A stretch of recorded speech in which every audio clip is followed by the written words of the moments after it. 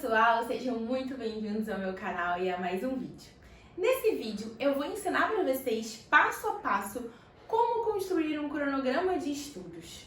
Vou dar dicas e exemplos para vocês conseguirem construir o cronograma de vocês da melhor maneira possível. Então fiquem comigo até o final do vídeo para não perder nenhuma informação. Então vamos começar definindo o que é um cronograma de estudos. Um cronograma de estudos nada mais é do que um planejamento, uma organização da sua rotina de estudos. Os conteúdos que você vai estudar, que você vai abordar a cada dia e horário. Mas, teacher, qual a importância de eu ter um cronograma de estudo, de eu elaborar o meu cronograma de estudo? Gente, o aluno, o estudante, quando ele não tem um direcionamento do que ele tem que realizar naquele dia, ele acaba ficando perdido. Ele acaba o quê? Procrastinando. Por quê? Porque ele não sabe nem por onde começar a estudar. Então, sim, se você é um estudante para concurso público, para um concurso militar, para um vestibular, de ensino médio, de ensino fundamental, você precisa ter o seu cronograma personalizado. E por que eu digo personalizado? Porque cada pessoa tem seus afazeres, suas tarefas, seu dia a dia. Então, um cronograma não serve para todo mundo. Cada um tem que ter o seu próprio cronograma. Agora que vocês já sabem o que é um cronograma e a importância de ter um, eu vou auxiliar vocês passo a passo na elaboração de um cronograma. Mas antes disso, já sabem, curtam o vídeo, se inscrevam no canal, ativem o sininho de notificações para não perderem nenhuma novidade por aqui e compartilhem esse vídeo com todos os estudantes que você conhece, porque com certeza esse conteúdo vai ajudar muitas pessoas que estão nessa trajetória dos estudos. Então vamos lá, pessoal! Qual o primeiro passo para a gente conseguir construir esse nosso cronograma de estudos? É o tempo. É o tempo que você tem semanalmente para se dedicar aos estudos, o tempo que você tem livre para estudar. Isso vai variar de pessoa para pessoa. Eu coloquei aqui sábado e domingo, mas professora, eu tenho que estudar sábado e domingo? Depende. Depende da sua demanda durante a semana. Se você é uma pessoa que trabalha e está estudando para um concurso público, você trabalha o dia todo, de segunda a sexta, você não vai ter muito tempo para estudar durante a semana. Você vai ter que compensar um pouco no final de semana, tá? Se você é um estudante que está se preparando, né, para um pré-militar ou para um pré-vestibular, você está num cursinho preparatório que você fica lá praticamente o dia inteiro de segunda a sexta. Você não vai ter muito tempo livre para estudar durante a semana. Você vai ter que compensar no final de semana. Depende, se você for um aluno do ensino médio, do ensino fundamental, que você tenha muito tempo livre, você só vai para a escola, beleza, e você consegue estudar durante a semana e estudar menos no final de semana. Vai depender do quê? Do seu dia a dia, da sua rotina. Tem estudantes do ensino médio, do ensino fundamental, que ficam um pouco tempo na escola, mas que tem muita atividade extracurricular, né? Faz natação, faz futebol, faz inglês, faz explicador, faz um monte de coisas fora da escola. Então também tem essa semana corrida. Então, na maioria dos casos, a gente vai precisar esse auxílio do final de semana para complementar esse tempo de estudo. Então vamos pegar um exemplo de um aluno que ele está se preparando para um pré-vestibular. Durante a semana, de segunda a sexta, ele fica lá no cursinho preparatório, tá? O que sobra para ele de tempo para estudar às segundas são 3 horas. 3 horas de estudo na segunda, somente 2 horas na terça, porque na terça, além de estar lá no cursinho, ele faz o inglês também, tá? Então só sobra 2 horas. Vamos supor que na quarta ele também tenha 3 horas para estudar. Na quinta ele tem o inglês novamente, então ele só tem 2 horas livre. E que na sexta-feira ele tem uma natação, né? Um futebol, uma natação, alguma coisa desse tipo. Mas ele não fica tanto tempo lá no cursinho, então vamos supor que ele tem aqui livre 4 horas para estudar, tá? Estudou pouco durante a semana. Para uma pessoa que está tentando um pré-vestibular, dependendo do curso que ele esteja querendo, ele precisa estudar mais, porque se for uma medicina, por exemplo, é muita concorrência, né? Então ele vai ter que compensar aqui, ó, no sábado e no domingo. Então vamos supor que no sábado ele estude umas 8 horas e no domingo, que é um dia de mais descanso, a gente diminua um pouco e coloque 6 horas. Então a gente vai concluir que semanalmente, esse meu aluno do exemplo, ele vai ter quanto tempo para estudar, ó? 6 com 4, 10, com 8, 18, com 2, 20, com 3, 23, com 3, 26, com 2, ele vai ter 28 horas por semana para estudar para o vestibular. Beleza. Estipulamos o tempo que o menino vai estudar por semana, 28 horas. Qual o segundo passo, minha gente? Qual o segundo passo? Nós vamos listar as matérias que esse menino tem que estudar por semana. No caso dele, ele é um pré-vestibulando. Ele vai fazer a prova da UERJ. Eu listei aqui, ó, as 9 matérias que caem na prova da UERJ. E de que forma vocês vão listar isso? Vocês vão listar da matéria que vocês têm mais dificuldade até chegar na matéria que vocês têm menos dificuldade. Então, no exemplo aqui que eu dei, o menino tem mais dificuldade em biologia e mais facilidade em matemática. E por que isso? Porque você precisa dedicar mais tempo àquilo que você tem mais dificuldade. Então, se o menino tem mais dificuldade em biologia, ele tem que ter um tempo maior para o estudo de biologia.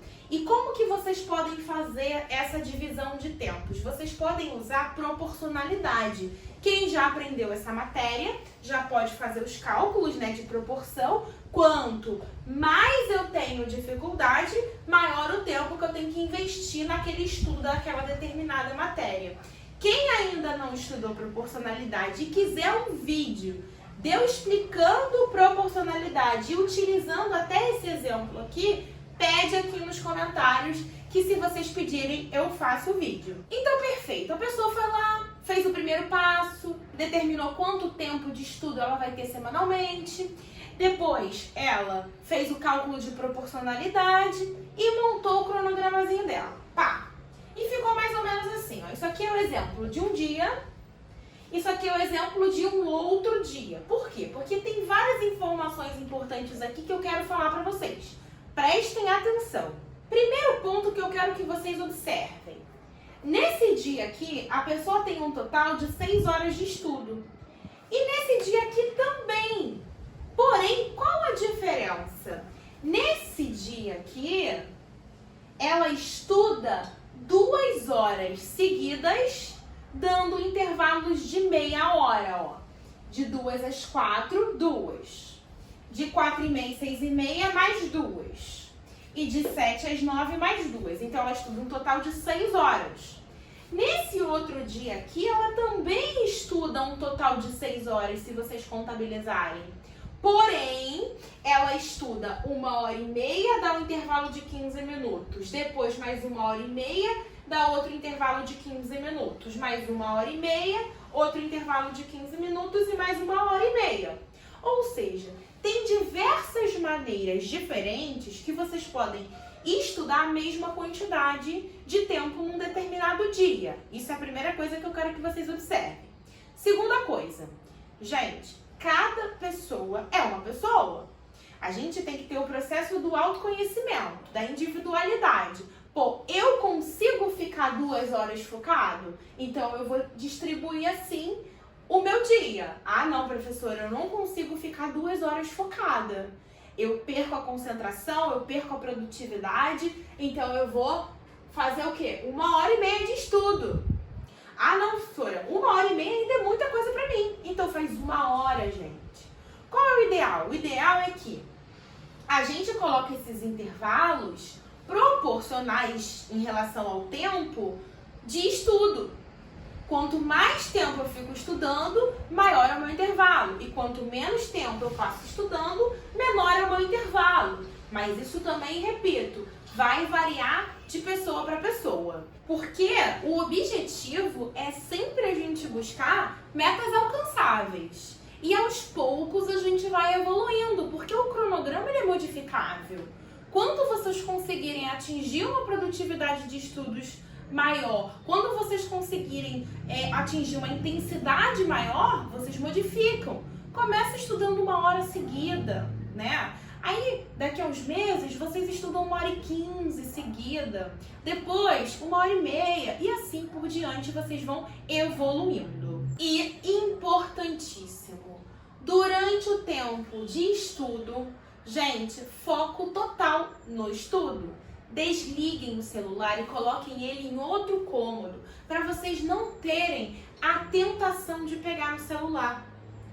Ah, professora, mas o meu arquivo PDF, o meu livro, meus trabalhos estão todos no celular. Baixem para o computador, imprimam, gente. Por quê? Você vai lá ver o PDF da aula, só que o grupo de fofoca tá bombando. Já era, vocês vão ver a fofoca, gente. A fofoca é tentadora. E aí vão perder tempo e qualidade de estudo, tá? Então, é importante material impresso, baixado no computador, celular longe, para poderem ter qualidade de estudo, tá? E cuidado também com o celular nesse intervalo aqui, gente, porque os intervalos, eles não contam como tempo de estudo. Eles são fundamentais, são super importantes, são imprescindíveis para o estudo, só que eles não contam como tempo de estudo.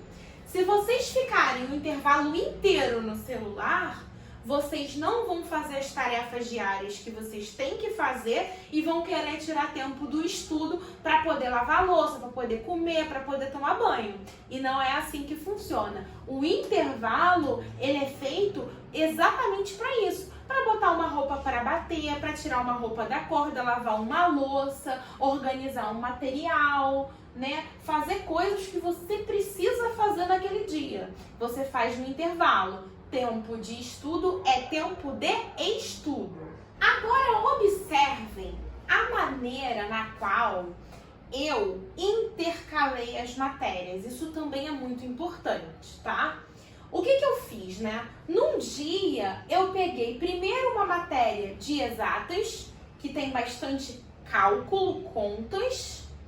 Posterior, eu coloquei uma matéria que tem bastante leitura, né, que é história, e por fim eu fechei com linguagem. Ou seja, em um único dia eu variei a ativação das áreas do meu cérebro, fazendo com que eu não canse tanto, com que eu não fique tão esgotada, com que eu tenha uma produtividade maior. Entenderam isso? Ó, aqui nesse dia aqui, mesma coisa, ó. Peguei uma matéria primeiro mais de leitura, que é geografia. Depois eu intercalei com física, que tem teoria, mas tem muita conta, né? Mais um intervalo, a gente foi para uma linguagem, certo? E no final a gente voltou para uma matéria mais de quê? De decoreba, de leitura. Então tentem também organizar essas matérias dessa maneira, ativando todas as áreas do cérebro no mesmo dia, para que fique bem dinâmico o estudo.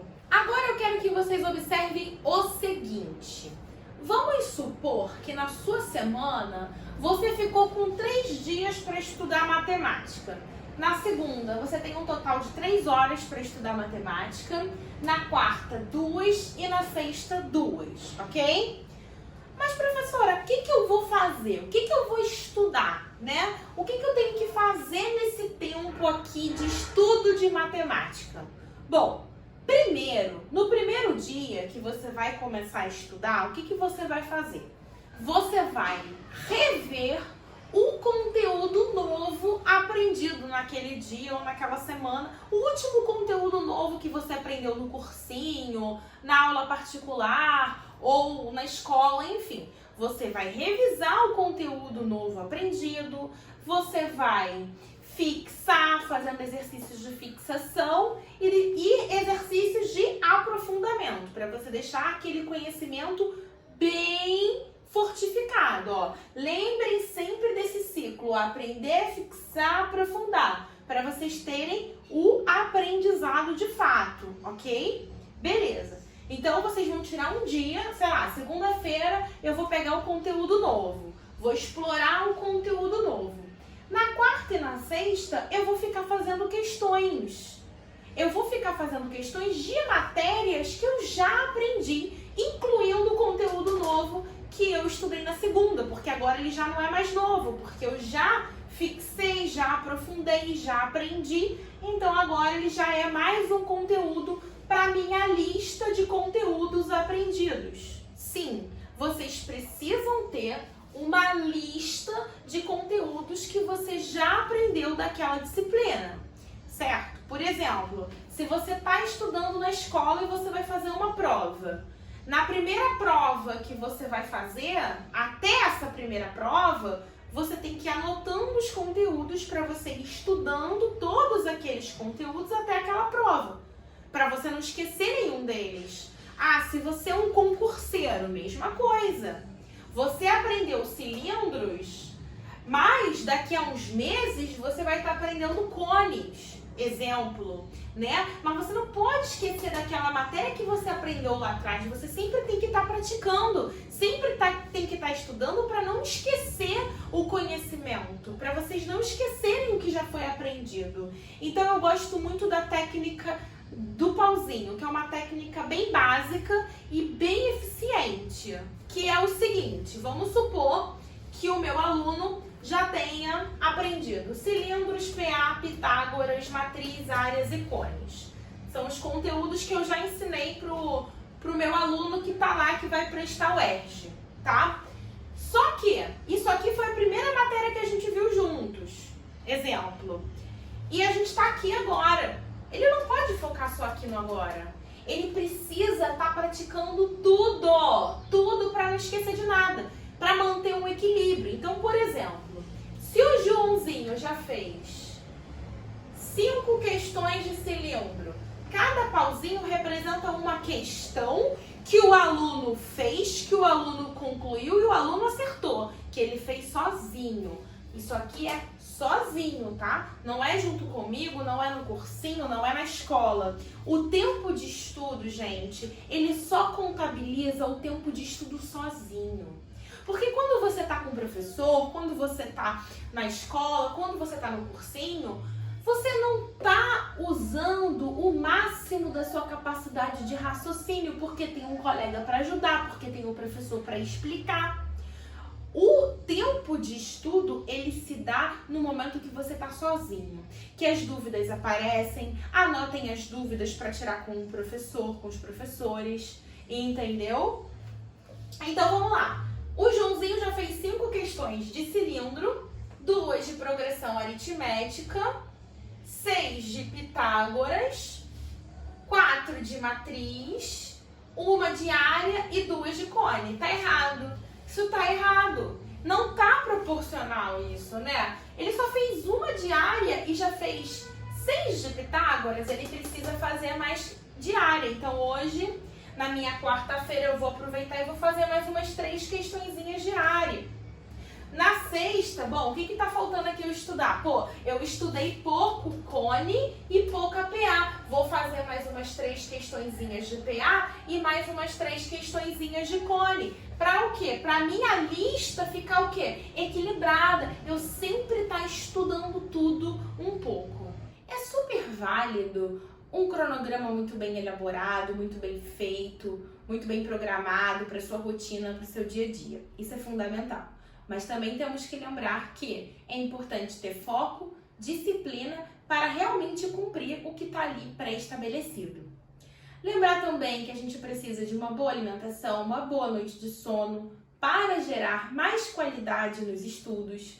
Precisamos também adicionar no nosso cronograma diário atividades de lazer, descanso, uma atividade física que você goste. Tudo isso são fatores, um conjunto de fatores que vão te levar a um resultado melhor lá na frente. Me contem aqui nos comentários se você é um estudante e está na faculdade, se você tá num cursinho, se você tá na escola ainda. Me conta aqui nos comentários que eu vou adorar saber. Para as pessoas que quiserem um cronograma montado por mim, personalizado por mim para a sua demanda e para o seu dia a dia, eu vou deixar o link na descrição para vocês entrarem em contato comigo.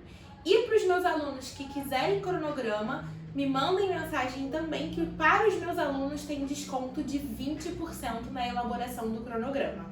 Se você ainda tem alguma dúvida, ficou com alguma dúvida em relação ao vídeo, em relação à construção do cronograma, pode comentar aqui nos comentários que eu irei também te responder e tirar a sua dúvida, tá bem? Um beijo e até o próximo vídeo.